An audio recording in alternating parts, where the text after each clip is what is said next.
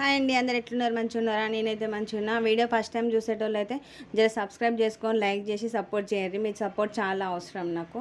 నేనైతే ఈరోజు మా పాపనైతే స్కూల్కి తీసుకొని వచ్చిన. వెళ్దామా స్కూల్కి అంటే వెళ్దాం అన్నది, రెడీ అయింది. స్కూల్కి తీసుకొని అయితే వచ్చిన.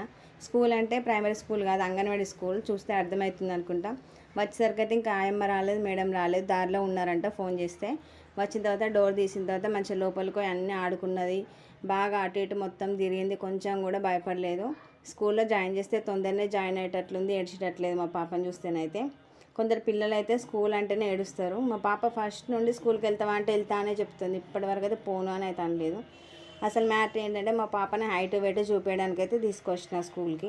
మేడం ఎవ్రీ మంత్ చెకప్ చేస్తుంది. హైట్ వెయిట్ చూసి మేడం రిజిస్టర్లో రాసుకుంటున్నట్టు, దాని గురించి కంపల్సరీ తీసుకురావాలి.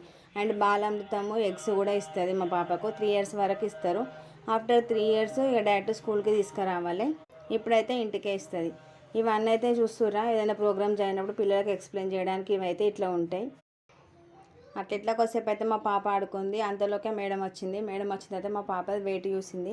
వెయిట్ అయితే బార్డర్లోనే ఉందని చెప్పింది. 10 kilos ఉంది. మా పాప ఫస్ట్ నుంచి అంతే, హైట్ వెయిట్ బార్డర్లోనే ఉంటుంది.